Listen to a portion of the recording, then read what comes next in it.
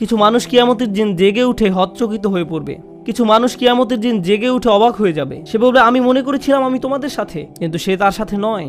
তাই ভালো হয় আমরা যদি এখনই বুঝতে পারি। সূরা হাদীদের মাঝখানে আল্লাহ বিচার দিবসের একটি চিত্র তুলে ধরেছেন।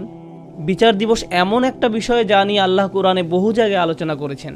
সাধারণত তিনি যখন এই সম্পর্কে বলেন, তিনি বিশ্বাসীদের সম্পর্কে বলেন যারা জান্নাতের দিকে ধাবমান, এবং তিনি অবিশ্বাসীদের সম্পর্কে বলেন যারা জাহান্নামের দিকে অগ্রসর হচ্ছে। কিন্তু আলোচ্য অংশে একটি ব্যতিক্রমী চিত্র তুলে ধরা হয়েছে। এখানে আল্লাহ বিশ্বাসী এবং অবিশ্বাসীদের তুলনা করার পরিবর্তে তিনি বিশ্বাসী এবং মুনাফিকদের তুলনা করেছেন। আল্লাহ যেন আমাদেরকে তাদের অন্তর্ভুক্ত না করেন। আল্লাহ বিশ্বাসীদের বিপরীতে অবিশ্বাসীদের তুলনা করার পরিবর্তে বিশ্বাসীদের বিপরীতে এমন লোকদের তুলনা করেছেন যারা মনে করত যে তাদের ঈমান রয়েছে, অথবা ভান করত যে তারা মুসলিম, অথবা তাদের ঈমান রয়েছে, কিন্তু বিচার দিবসে আল্লাহর কাছে এই ঈমানের কোনো মূল্য থাকবে না। এরাই হলো মুনাফিক। আল্লাহ যেন আমাদেরকে তাদের অন্তর্ভুক্ত না করেন। সূরা হাদীদের এই আলোচ্য অংশটি আমাদের জানা খুবই জরুরি, কারণ এই অংশটি আমাদের জানায় যে বিচার দিবসে কিভাবে এই দলের অন্তর্ভুক্ত হওয়া থেকে রক্ষা পাওয়া যায়। সংক্ষেপে বলতে গেলে, কিয়ামতের দিন বিশ্বাসীরা যখন দাঁড়াবে, রাসূল সাল্লাল্লাহু আলাইহি সাল্লাম তাদের দেখতে পাবেন। ইয়াওমা তারা, তিনি দেখতে পাবেন মানে রাসূল সাল্লাল্লাহু আলাইহি সাল্লাম দেখতে পাবেন আল মুমিনিনা ওয়াল মুমিনাত, বিশ্বাসী নারী এবং পুরুষদেরকে। ইয়াসআ নূরুহুম বাইনা আইদিহিম ওয়া বিআইমানিহিম, তাদের সম্মুখ ভাগে এবং ডান পাশে তাদের নূর ছোটাছুটি করবে। এর মানে হলো ঈমানদার পুরুষ এবং ঈমানদার নারীদের হৃদয় থেকে এবং ডান হাত থেকে জ্যোতি বিচ্ছুরিত হবে। এই আলোটি কেন জরুরি? কারণ আল্লাহর প্রতি আপনার আমার ঈমান যদি অকৃত্রিম হয় এবং বিশ্বাস দৃঢ় হয়, কিয়ামতের দিন এই বিশ্বাস জ্যোতিতে রূপান্তরিত হয়ে দীপ্তি ছড়াবে। আর এই বিশ্বাস দুনিয়াতে আমার কর্মকে প্রভাবিত করেছে। আমার হাতের সেই কাজগুলোই কিয়ামতের দিন আলোতে রূপান্তরিত হবে। সেদিন আমাদের কাছে দুটো আলো থাকবে। শেষ বিচারের দিনটি হবে নিকষ কালো একটি দিন।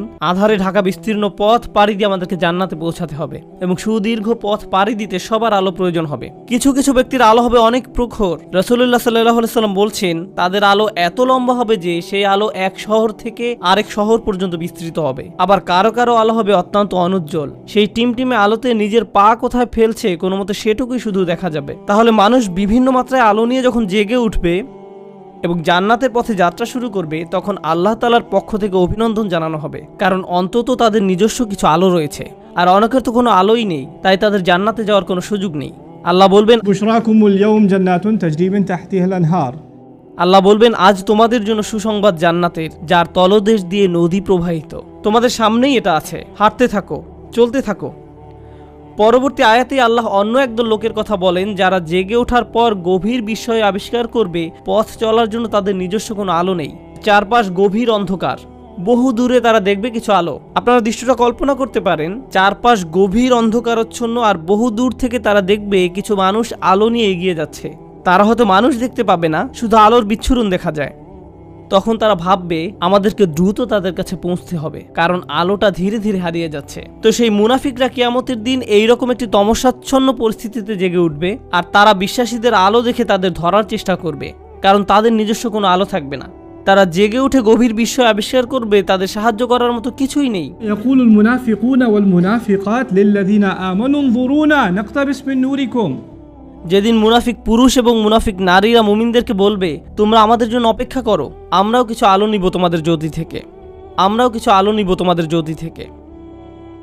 ইকতিবাস শব্দ দ্বারা বোঝায়, যেমন আগের দিন আপনার হাতে মশাল থাকতো আর অন্যজনের আগুন থেকে নিজের মশাল জ্বালিয়ে নিতেন, সেরকম।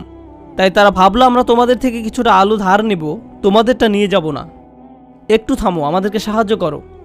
তখন মুনাফিকদেরকে বলা হবে, ইরজিউ ওয়ারাআকুম, তোমরা পিছনে ফিরে যাও, পিছনে ফিরে যাও ফালতামিসু নূরা, এবং আলোর খোঁজ করো, আমরা তোমাদের সাহায্য করব না। হাসরের ময়দান হচ্ছে এমন ভয়াবহ একটি জায়গা যেখানে জন্মদাত্রী মা নিজ সন্তানকে পর্যন্ত অগ্রাহ্য করবে। ভাই বোন, স্বামী স্ত্রী, বাবা মা, আত্মীয় স্বজন, প্রাণের বন্ধু, এই সব পার্থিব সম্পর্কগুলো ছিন্ন হবে। প্রতিটি মানুষ শুধুমাত্র নিজেকে বাঁচাতে উদ্বিগ্ন থাকবে, কেউ এমনকি পিছনে ফিরেও তাকাবে না। তোমরা পিছনে ফিরে যাও এবং আলোর খোঁজ করো, পিছনে ফিরে যাও এক প্রকার ব্যঙ্গাত্মক মন্তব্য, মানে দুনিয়াতে ফেরত যাও এবং আলোর সন্ধান করো। কারণ কেউ যদি দুনিয়াতে তার ঈমান ও কর্ম দিয়ে আলো সংগ্রহ না করে থাকে, তাহলে সেদিন তার নিজস্ব কোনো আলোই থাকবে না।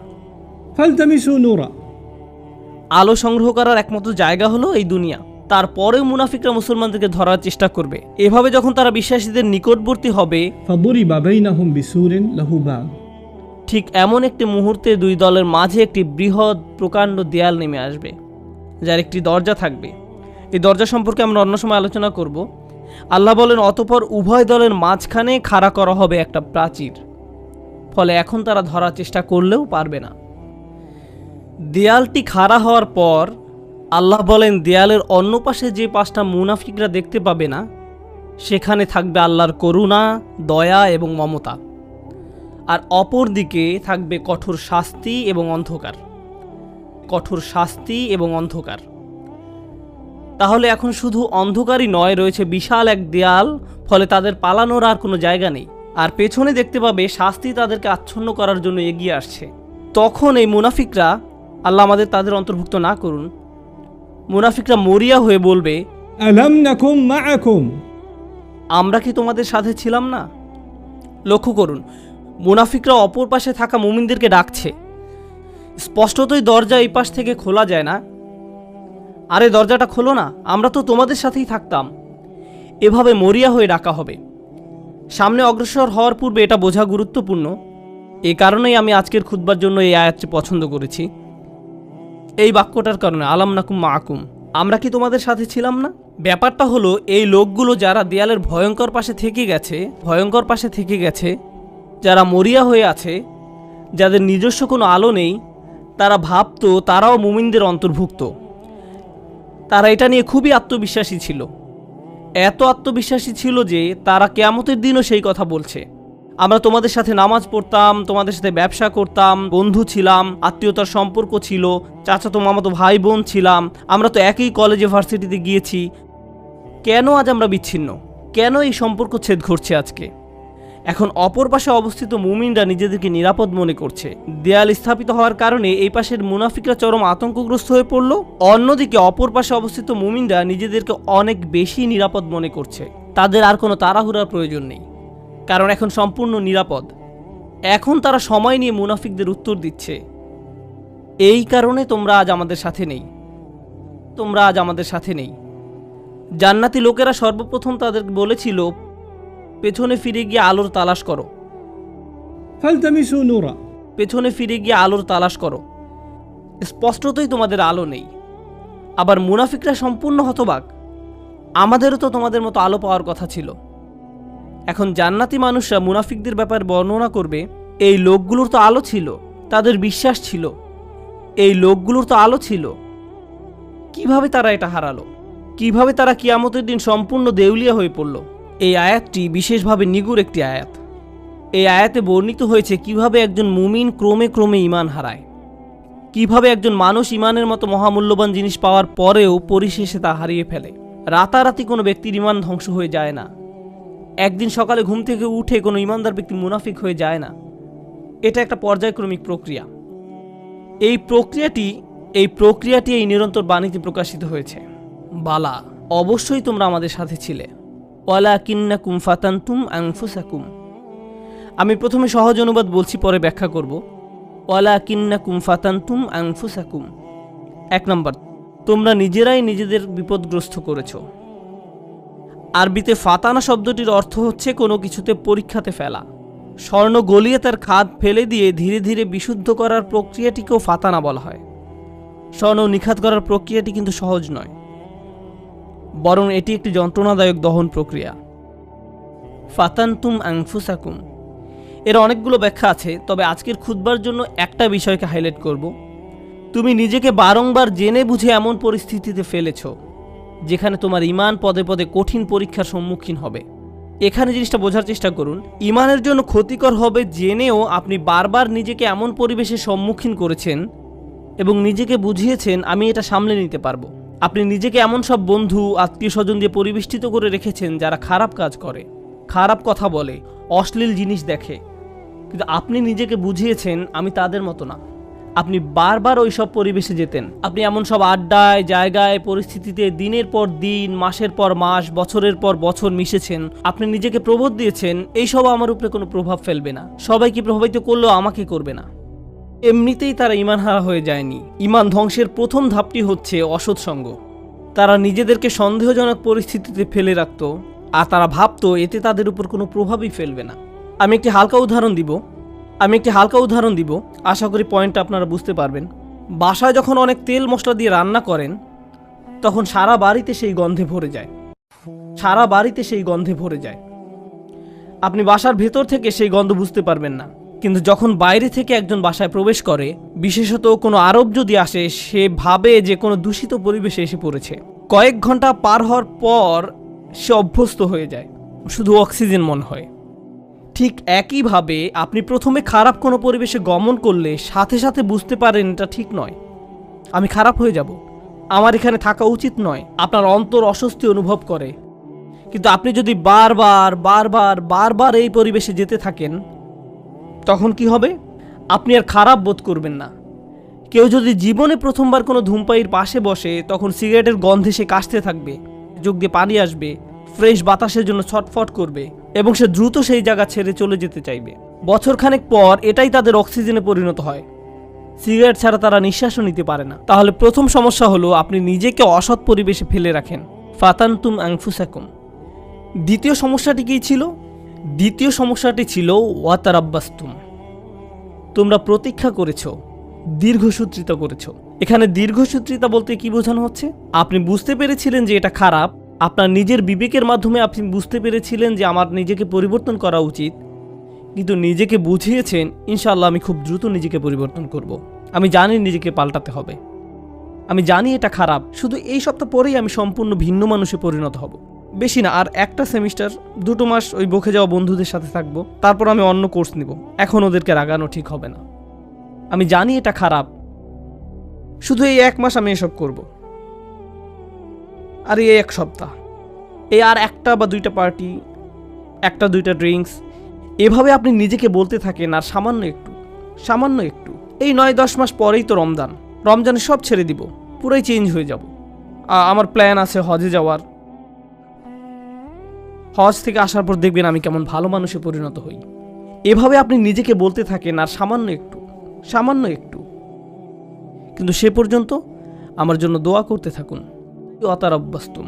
এই মুহূর্ত থেকে নিজেকে পরিবর্তন করতে চান না। আপনি নিজেকে শুধু খারাপ পরিবেশে ফেলেই রাখছেন না, এখনও নিজেকে পরিবর্তনের জন্য কোনো পদক্ষেপ নিতেও প্রস্তুত নন। মনে হচ্ছে আপনার কাছ থেকে অনেক বেশি কিছু চাওয়া হচ্ছে। যেভাবে আছেন সেভাবেই থাকতে চান, আরও কিছু খারাপ উপভোগ করতে চান। এটাই ওয়াতারাব্বাসতুম। আপনি ধারণা করে আছেন, আপনার প্রথম ধারণা ছিল আমি খারাপ পরিবেশে থাকলেও এটা আমার উপর কোনো প্রভাব ফেলতে পারবে না।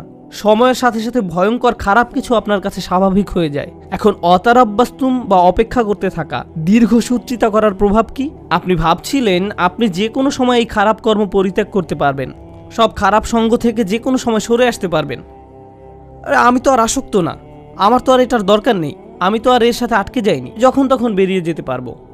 কিন্তু বাস্তবতা এটা নয়। যত বেশি সময় আপনি এর সাথে জড়িয়ে থাকবেন, আপনি তত বেশি এতে আসক্ত হবেন। তারপর এর থেকে বেরিয়ে যাওয়া অসম্ভব হয়ে পড়ে। আপনি আষ্টে পৃষ্ঠে মাথা পড়েন, সম্পূর্ণ ডুবন্ত অবস্থায় নিজেকে আবিষ্কার করেন। আপনি এখন জানেনও না এই পরিবেশের বাইরে সুস্থ জীবনের মানে কি। এরপর আপনি নিজেকে বলতে শুরু করেন, অনেক দেরি হয়ে গেছে, আর সম্ভব না। এরকম ঘটার পর এক অপরাধ বোধের জন্ম নিবে। আমি বহুদিন ধরে এত পাপ কাজ করে আসছি, আমার আরও অনেক আগেই তওবা করা উচিত ছিল, এখন অনেক দেরি হয়ে গেছে। নিজেকে খারাপ ভাবতে অথবা মনের ভেতরে অনুশোচনা নিয়ে বেশি দিন কাটাতে কেউই পছন্দ করে না। তখন শয়তান এসে বলবে, তুমি এত অপরাধ বোধে ভুগছো কেন? তোমার তো কোনো দোষ নেই। এই ইসলাম নামের জিনিসটাই তোমার মনের ভেতর যত অপরাধ বোধের জন্ম দিয়েছে। এই ইসলাম বলছে এটা হারাম, ওটা গুনাহ, এভাবে কথা বলবে না, ওটা খেও না, অমুকটা দেখো না, ওখানে যেও না। এই ইসলাম তোমাকে নিজের সম্পর্কে খারাপ ধারণা দিচ্ছে। আচ্ছা, এই ইসলাম যে এত কঠিন সব নিয়মকানুন মেনে চলতে বলছে, এটা সত্য কিনা তুমি কি নিশ্চিত? শয়তানের ওয়াসওয়াসা শুনে বিভ্রান্ত ব্যক্তি ভাবতে থাকে, আমি আসলে কেন ইসলামে বিশ্বাস করি? মনে হয় যেন ইসলাম চায় না আমি আনন্দে থাকি। আমি শুধু আমার জীবন উপভোগ করতে চাই, আমি সুখী হতে চাই, আমি স্বাধীনভাবে বন্ধু বান্ধবের সাথে মৌজ মাস্তি করতে চাই, জীবনকে সর্বোচ্চ উপভোগ করতে চাই। আমি তো এমনিতেই কোরআনের সত্যতা সম্পর্কে নিশ্চিত নই, আল্লাহ বলে কেউ আছে কিনা এই ব্যাপারে আমার সন্দেহ আছে। এই কোরআন হাদিস কতটা নির্ভরযোগ্য? আমাদের আশেপাশে এরকম বিভ্রান্ত অবস্থায় অনেক আব্দুল্লাহ, জয়নব, আলী, ফাতিমা, আব্দুল করিম, আহমদ, রুকাইয়া তরুণ তরুণীর আমরা দেখতে পাই। তারা খুব নির্ভীকভাবে বলে ইসলাম নিয়ে আমার মনে অনেক সন্দেহ আছে। আর এই মানুষগুলো এমন নয় যে তাদের দর্শন শাস্ত্রে পিএইচডি রয়েছে বা ইসলামের ইতিহাসে ব্যাপক জ্ঞান রয়েছে, কিংবা এসব বিষয়ে বহুদিনের অধ্যয়নের ফলে তাদের মনে ধীরে ধীরে সংশয়ের জন্ম নিয়েছে। আসল ব্যাপার তা নয়। এরা নিজেদের জন্য জেনে বুঝে খারাপ সঙ্গ এবং অসৎ পরিবেশ বেছে নিয়েছিল। আমি এমন শত শত মানুষের সাথে কথা বলেছি, তারা আক্ষরিক অর্থে এই আয়াতের ভিতরে জীবনযাপন করছে। তোমরা নিজেরাই নিজেদেরকে বিপদগ্রস্ত করেছো, প্রতীক্ষা করেছো, সন্দেহ পোষণ করেছো এবং অলিক আশার পেছনে বিভ্রান্ত হয়েছো। অবশেষে আল্লাহর আদেশ এসে পৌঁছেছে। তারপর এক সময় তারা ধর্ম নিয়ে সন্দেহ পোষণ করতে থাকে, কিন্তু তাদের এই সন্দেহের সাথে যুক্তি বা বুদ্ধির কোনো সম্পর্ক নেই। ওয়ারতাবতুম, সন্দেহ পোষণ করেছে। জানেন সন্দেহ কি করে? সন্দেহ প্রথমে তাদের ইসলামের গণ্ডি থেকে বের করে দিবে। তারা এভাবে নিজেকে সান্ত্বনা দিবে, এটা তো আসলে পুরোপুরি সত্য না, সুতরাং এটা না মানার কারণে আমার খারাপ অনুভব করার দরকার নেই। যখন তাদের মনে সন্দেহ দানা বাঁধতে থাকে এবং সময়ের সাথে সাথে সেই দানা দেয়ালে পরিণত হয়, তখন তারা এই দেয়ালের আড়ালে নিজেকে লুকাবে এবং নানা প্রকারের অনৈতিক কাজের বৈধতা দেবে। একবার যখন তারা এই পর্যায়ে এসে উপনীত হবে, তখন দুটো জিনিস তাদের কাছ থেকে তুলে নেওয়া হবে। জান্নাতের আকাঙ্ক্ষা কেড়ে নেওয়া হবে, আল্লাহর সন্তুষ্টি লাভের আকাঙ্ক্ষা কেড়ে নেওয়া হবে। অন্তরে সেই বিশেষ নূর ধারণ, স্পৃহা, এইসব কিছু চাওয়ার বাসনা হারাবে। তাদের এই দুনিয়াতেই সেটা নেই। যে লোক আল্লাহর নিকট থেকে সেই সফলতা পেতে চায়, আল্লাহ তাদেরকে এই দুনিয়াতেই তা দিবেন, কিন্তু সেই আকাঙ্ক্ষা তো এখন আর অবশিষ্ট নেই। তাদের এই সম্পর্কে সন্দেহ রয়েছে। 2 নাম্বার, জাহান্নামের ভয় হারাবে। এই দুইটা জিনিস তারা হারাবে, আল্লাহর সন্তুষ্টি লাভের প্রত্যাশা এবং জাহান্নামের আতঙ্ক। এই ব্যক্তির কাছে এখন কিয়ামত বা বিচার দিবসের কোনো মূল্য নেই। কেউ তার সামনে জান্নাত, জাহান্নাম, শেষ বিচারের কথা বললে এটা তার কাছে তামাশা মনে হয় এবং এমনকি এইসব নিয়ে হাসি ঠাট্টা করবে। যখন কারো অন্তর থেকে আখিরাতের প্রাপ্তির আশা হারিয়ে যায় এবং জাহান্নামের শাস্তির ভয় মন থেকে দূর হয়ে যায়, তখন কি হয় জানেন? তখন তার কাছে শুধু একটা জিনিসই গুরুত্ব পায়, দুনিয়া। মনে প্রাণে পুরোপুরি দুনিয়ামুখী হয়ে যায়। যেহেতু পরকাল বলে কিছু নেই, তাই এই দুনিয়াতেই যা কিছু করার পাবার জন্য মরিয়া হয়ে যেতে হবে। অর্থ, বিত্ত, সাফল্য, সম্পদ, জনপ্রিয়তা, বিনোদন, মৌজ মাস্তি, সব ধরনের ম্যাটেরিয়াল থিং যে কোনোভাবে যে কোনো পথে অর্জন করাটাই মুখ্য ব্যাপার হয়ে দাঁড়াবে। সে ভাববে দুনিয়া দিয়ে এইসব প্রাপ্তির ভিতরে রয়েছে সব আনন্দ এবং চূড়ান্ত মানসিক তৃপ্তি, মৌজ মাস্তি, সব ধরনের ম্যাটেরিয়াল থিং। তাই পরবর্তী ধাপটা হচ্ছে অগর্রাতকুমুল আমানিয়্যু, অলিক আশার পেছনে বিভ্রান্ত হয়েছে। সে মিথ্যা আশার পেছনে ছুটেছে এবং মনে করেছে পার্থিব অর্জন তাকে সুখী করবে। সে তার সম্পূর্ণ জীবন শুধু এই লক্ষ্যেই ব্যয় করেছে। সে মনে করেছিল এই সব কিছু তাকে তার লক্ষ্যে পৌঁছে দেবে। কারোর জন্য সেটা হয় পরবর্তী কোনো মুভি, কারোর জন্য কোনো খেলনা, কারোর জন্য নেক্সট স্মার্টফোন। যেমন কোনো স্টার ওয়ার মুভি বের হলে টিকিটের লাইনে হজের ভিসার লাইনের চেয়েও লম্বা লাইন হয়, কারণ তাকে এখনই এটা দেখতে হবে। যদি এখন না দেখা হয় জীবন তো তাহলে পুরাই ব্যর্থ। এখনই এটা দেখতে হবে। যদি মুক্তি পাওয়ার রাতে না দেখা হয় জীবনের তো তাহলে কোনো মূল্যই থাকে না। তাই এখনই দেখতে হবে। এরপর সে ভেবেছিল এই মুভি দেখলে তা হয়তো তাকে এক ধরনের মানসিক পরিপূর্ণতা দিবে, যা সে কোথাও পায়নি। হল থেকে বের হয়ে সে চোখ বড় বড় করে বলে, এটা দারুণ ছিল। পরক্ষণে আবার বিষণ্ণ হয়ে যাবে। নিজেকে প্রশ্ন করবে, এখন কি করব? আবার দেখব মুভিটা, এটা দারুণ ছিল। প্রথমবারের মতো অতটা ভালো না লাগলেও মোটামুটি ভালো লাগবে, কারণ যে জিনিসটা তাদের প্রকৃত শান্তি দেওয়ার কথা, আল্লাহর সন্তুষ্টির অন্বেষণ, সেটা তো আর জীবনের লক্ষ্য নয়। সেই ইচ্ছাটাও আর অবশিষ্ট নেই।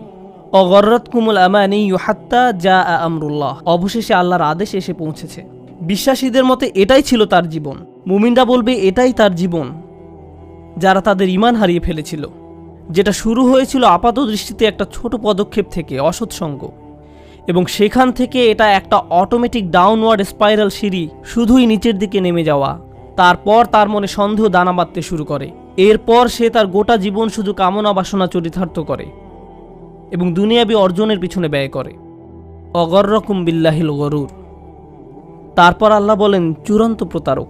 এখানে গরুর শব্দটি মুবালাগা। চূড়ান্ত প্রতারক যে সফলভাবে তোমাদের প্রতারিত করে, সেদিন ঈমানদাররা দেয়ালের অপর পাশের মুনাফিকদের এটাই বলবে। এটা একটা ভয়ানক দৃশ্য যা কোরআনে বর্ণিত হয়েছে। দেয়ালের এক পাশে দাঁড়িয়ে মুনাফিকরা ভাবছে কেন আমাদের অপর পাশে যেতে দেয়া হচ্ছে না, কেন তারা দেয়ালের ওই পারে আটকে গেছে। তখন দেয়ালের অপর পাশ থেকে বিশ্বাসী সাথীরা ধাপে ধাপে ধাপে বর্ণনা করবে কেন তারা দেয়ালের ওই পারে আটকে গেছে। আর কোরআনের এই বর্ণনাটি আপনার আমার জন্য আল্লাহর পক্ষ থেকে একটা উপহার। এটা একটা উপহার যে কিয়ামতের দিবসে সেই ভয়াবহ চিত্রটি এখানে তুলে ধরা হয়েছে। আমার এখন জানাই উত্তম, কারণ সেদিন আমি এই পরিস্থিতিতে পড়তে চাই না। তখন জেনে দিশেহারা, আতঙ্কিত, আশাহত হয়ে পড়তে চাই না। কেন আমি আল্লাহ প্রদত্ত ঈমান হারিয়ে ফেললাম? আপনারা যারা এখানে বসে আছেন, সকল ঈমানদারের অন্তরে আল্লাহ আলো দিয়েছেন। আল্লাহ আমাদের এটা দিয়েছেন। এখন প্রশ্ন হচ্ছে আমরা এই নূরকে অন্তরে ধারণ করতে পারছি কিনা। আমাদের নিজেদের দিকে তাকিয়ে দেখতে হবে আমরা কোথায় আছি। কেউ কেউ হয়তো অসৎ সঙ্গের ফিতনার সাথে জড়িয়ে আছি। হতে পারে আপনি মাত্র প্রথম ধাপে আছেন আর ভাবছেন যাক না আরও কিছুদিন। হয়তো এটা এমনও হতে পারে আপনি এখন শেষ ধাপে আছেন, তাই শুধু দুনিয়াবী জিনিসের মাঝেই আপনি চূড়ান্ত সাফল্য এবং মানসিক প্রশান্তি খুঁজে বেড়ান। এই আলো ছাড়া আমাদের যা কিছু অর্জন অথবা উপার্জন, শেষ বিচারের দিনে এই সব কিছু হবে মূল্যহীন। শেষ বিচারের দিনে এই সব কিছু হবে মূল্যহীন। তাই এই অনুচ্ছেদে আল্লাহ তাআলা এটাকে প্রথমে আলো হিসাবে বর্ণনা করেছেন। বিচার দিবসে এই আলোরই একমাত্র মূল্য থাকবে। তাই এই অনুচ্ছেদের প্রথমে আল্লাহ তাআলা এটাকে আলো হিসাবে বর্ণনা করেছেন। বিচার দিবসে এই আলোরই একমাত্র মূল্য থাকবে। কুরআনের আরেকটি সূরায় যেমন বলা হয়েছে, ইল্লামান আতাল্লাহা বিকলবিন সালিম, যে সুস্থ অন্তর নিয়ে তার রবের কাছে আসবে, যে অন্তর তাদের সম্মুখে আলোর দ্যুতি ছড়াবে। এই দুনিয়াতে আপনার আমার আর বাকি যা কিছু আছে সবই অর্থহীন। শেষ বিচারের দিনে আল্লাহর সামনে এর সবই গুরুত্বহীন। কিছুদিনের জন্য আমরা এইসব উপভোগ করতে পারি, কিন্তু যদি এর ফাঁদে আটকে যাই এবং আমাদের অন্তরের সব জায়গা দখল করে নেয়, অন্তরে আর কোনো জায়গা বাকি থাকবে না। আর তাই এর পরের আয়াতে আল্লাহ তাআলা বলছেন, ফালিয়াউমা লা ইউখাযু মিনকুম ফিদিয়াতুন ওয়ালা মিনাল্লাযীনা কাফারু মাওয়াকুমুন নার হিয়া মাওলাকুম ওয়া বিসাল মাসির। আজকে তোমাদের কাছ থেকে কোনো মুক্তিপণ, কোনো ক্ষতিপূরণ গ্রহণ করা হবে না। কোনো কিছু বন্ধক দেওয়ার চেষ্টা করো না আজকে। ওই দরজাগুলোতে তোমাদের প্রবেশাধিকার নিষিদ্ধ। কোনো ধরনের জরিমানা বা মুক্তিপণ দিয়ে দরজাগুলোর ওই পাশে যাওয়ার কোনো সুযোগ নেই। তোমাদের থেকে নয়, কাফেরদের থেকেও নয়। এই আয়াতের ভীতিকর দিক হলো লা ইউখাযু মিনকুম ফিদিয়াতুন ওয়ালা মিনাল্লাযীনা কাফারু। আজকে তোমাদের এবং কাফেরদের একই পরিণতি। আপনি এবং কাফেররা আজ একই দলে পড়ে গেছেন। আমি তোমাদের নিকট থেকে কোনো মুক্তিপণ গ্রহণ করব না, কাফেরদের থেকেও নয়। তোমাদের সবার আবাসস্থল জাহান্নাম। কতই না নিকৃষ্ট এই প্রত্যাবর্তন স্থল। শেষ বিচারের দিবসের এই পূর্ণ চিত্রটি তুলে ধরার পর আল্লাহ সুবহানাহু ওয়া তাআলা এভাবে উপসংহার টানেন। আমিও এই আয়াত দিয়ে আজকের আলোচনা সমাপ্তি টানব এবং নিজেদের বারবার মনে করিয়ে দিব যে সেই নিম্নমুখী পথটি অনুসরণ করা যাবে না, এবং আমাদের অন্তরে যেটুকু ক্ষুদ্র আলো এখনো পর্যন্ত বর্তমান আছে তা কিভাবে দিন দিন আরও শক্তিশালী করব। আল্লাহ নিজেই বলেন, আলাম ইয়ানিল্লাযীনা আমানু আন তাখশা কুলুবুহুম লিযিকরিল্লাহ, অর্থাৎ যারা মুমিন তাদের জন্য কি আল্লাহর স্মরণে এবং যে সত্য অবতীর্ণ হয়েছে তার কারণে হৃদয় বিগলিত হওয়ার সময় আসেনি? সত্যিকার অর্থে আল্লাহকে স্মরণ করলে অন্তর নরম হবে। আপনার অন্তর যত বেশি আল্লাহকে স্মরণ করবে, যত বেশি আল্লাহকে স্মরণ করবে, কারণ আল্লাহু নূরুস সামাওয়াতি ওয়াল আরদ, আল্লাহ নবমণ্ডল এবং ভূমণ্ডলের নূর। আল্লাহকে আমরা যত বেশি স্মরণ করব তত বেশি আমাদের অন্তরে নূর ধারণ করতে পারবো। তাই তিনি বলছেন আল্লাহকে স্মরণ করো। এরপর তিনি বলেন কিভাবে তুমি আল্লাহকে স্মরণ করবে। আরবিতে এটাকে আতফে বায়ান বলা হয়। ওমা নাযালা মিনাল হক, যে সত্য অবতীর্ণ হয়েছে তার কারণে হৃদয় বিগলিত হওয়া উচিত। ওহির কারণে, কোরআনের কারণে। কোরআন নিয়ে গভীর চিন্তা করুন, কোরআনের মাধ্যমে আল্লাহকে স্মরণ করুন। যখন কোরআনের আয়াত তেলাওয়াত করবেন তখন কান্নাকাটি করুন। আল্লাহ যে উপহারটি আপনাকে দান করেছেন, আপনার জীবনে তার অর্থ কি তা নিয়ে চিন্তা করুন। কোরআনেই শুধু আল্লাহকে জ্যোতি হিসাবে উল্লেখ করা হয়নি, কুরআনকেও জ্যোতি হিসাবে উল্লেখ করা হয়েছে। ফাআমিনু বিল্লাহি ওয়া রাসূলিহি ওয়া নূরিল্লাযী আনজালনা। কুরআনে শুধু আল্লাহকে জ্যোতি হিসাবে উল্লেখ করা হয়নি, কুরআনকেও জ্যোতি হিসাবে উল্লেখ করা হয়েছে। সরাসরি কুরআনকে নূর বা জ্যোতি বলা হয়েছে। অতএব তোমরা আল্লাহ, তার রসূল এবং অবতীর্ণ নূরের প্রতি বিশ্বাস স্থাপন করো। আপনার নিজের ব্যক্তিগত উন্নতির জন্য কোরআনের সাথে যে সময় ব্যয় করেন, যখন আমরা বসে কোরআন পড়ব গভীরভাবে ভাববো যে আমাদের প্রভু আমাদের কি বলছেন, তাহলে এই অনুশীলন আমাদের হৃদয়কে আলোকিত করে তুলবে। আর আমাদের জীবনে এই আলোর চেয়ে দামি কোনো সম্পদের অস্তিত্ব নেই। আমরা এখন এর মূল্য বুঝতে পারছি না, কিন্তু সেদিন এর মূল্য বোঝা যাবে যেদিন আমাদের চারপাশ গহীন অন্ধকারে নিমজ্জিত থাকবে। আমাদের বক্ষ এবং ডান হাত থেকে নির্গত আলো ছাড়া আর কোনো আলো থাকবে না, কোনো আলো থাকবে না। ولا يكونوا كالذين أوتوا الكتاب من قبل فطال عليهم الأمد فقست قلوبهم وكثير منهم فاسقون। তারা তাদের মতো যেন না হয় যাদেরকে পূর্বে কিতাব দেয়া হয়েছিল, তাদের উপর সুদীর্ঘকাল অতিক্রান্ত হয়েছে, তাদের অন্তঃকরণ কঠিন হয়ে গেছে। তাদের নিকট কিতাব ছিল কিন্তু তারা এর কোনো মূল্য দেয়নি। এটা সম্ভব যে কোনো জাতির নিকট আল্লাহর কিতাব থাকতে পারে। আমাদের পূর্বে বিভিন্ন জাতির নিকট কিতাব ছিল, তাওরাত ছিল, ইনজিল ছিল, তাদের নিকট অনেক কিতাব ছিল, তারা সেটা থেকে কোনো উপকার গ্রহণ করেনি। লাম ইয়ান্তাফিউ মিনহা, তারা ওই বইগুলো থেকে কোনো উপকার নেয়নি। ওই কিতাবগুলো দিয়ে তাদের অন্তর আলোকিত করার কোনো চেষ্টা করেনি। হয়তো তারা ভুল উদ্দেশ্যে ওই বইগুলো ব্যবহার করেছিল, হতে পারে আনুষ্ঠানিকতা পালনের উদ্দেশ্য করেছিল, হয়তো তারা মাঝে মধ্যে শুধু তিলাওয়াত করে আনন্দ নিত। আল্লাহর কিতাবকে তারা এমন বিষয়ে পরিণত করেছিল। কুরআনও আজ আমাদের নিকটে এমন হয়ে গেছে, শুধু বিয়ে শাদী অনুষ্ঠানে এটা তেলাওয়াত করি। আমাদের অন্তর বিগলিত করার জন্য আজ আমরা কুরআন অধ্যয়ন করি না।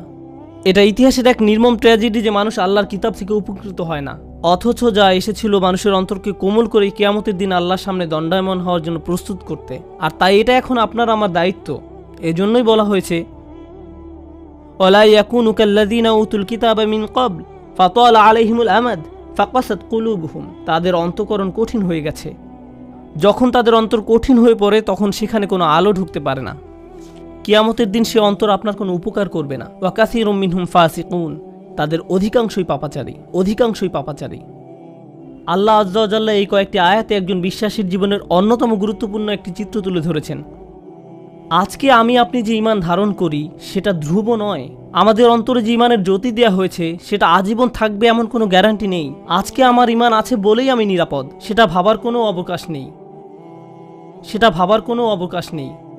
কেউ আমাদের মুসলিম মনে করে সালাম দেয় আর আমরাও জবাবে ওয়ালাইকুম আসসালাম বলি, ফলে আমরা মনে করি যে আমরা সবাই মুসলিম, আমাদের সবার অন্তরে আলো আছে। কিন্তু এই আয়াত মানুষ কিয়ামতের দিন জেগে উঠে হতচকিত হয়ে পড়বে। কিছু মানুষ কিয়ামতের দিন জেগে উঠে অবাক হয়ে যাবে। সে বলবে আমি মনে করেছিলাম আমি তোমাদের সাথে, কিন্তু সে তার সাথে নয়। তাই ভালো হয় আমরা যদি এখনই বুঝতে পারি স্বয়ংক্রিয় নয়, এটার গ্যারান্টি নেই। আপনাকে ব্যক্তিগতভাবে এর জন্য প্রচেষ্টা চালাতে হবে, আমাকে ব্যক্তিগতভাবে এর জন্য প্রচেষ্টা চালাতে হবে। বিচার দিবসে আপনার ঈমান যেমন আপনাকে সাহায্য করবে না, তেমনি আমার ঈমানও আপনাকে সাহায্য করবে না। আমরা সবাই নিজ নিজ চিন্তায় অস্থির থাকব, নিজেদের আলোর জন্য চিন্তা করব। ইরজিউ ওয়ারাআকুম ফালতামিসু নূরা, তোমরা পিছনে ফিরে যাও এবং আলোর খোঁজ করো। এখন আমরা একে অন্যের সাহায্য করতে পারি, এখন আমরা একে অন্যের ঈমান শক্তিশালী করার ক্ষেত্রে ভূমিকা রাখতে পারি, কিন্তু সেদিন আল্লাহর সাহায্য ছাড়া আর কোনো সাহায্য থাকবে না। আল্লাহ আযজা ওয়া জাল্লা আমাদেরকে তাদের অন্তর্ভুক্ত করুন যারা তাদের আলো সংরক্ষণ করবে। আল্লাহ আযজা ওয়া জাল্লা আমাদেরকে তাদের অন্তর্ভুক্ত করুন যারা দেয়ালের ক্ষতিকর পাশে থাকবে না। আল্লাহ আযজা ওয়া জাল্লা আমাদের নিজেদের এবং আমাদের প্রিয় মানুষদের মুনাফিকি থেকে রক্ষা করুন। আল্লাহ আমাদের অন্তরকে কঠিন হওয়া থেকে রক্ষা করুন। আল্লাহর স্মরণে এবং কোরআনের বাণীতে অন্তরকে আর্দ্র, নমনীয় এবং জ্যোতির্ময় করে দিন।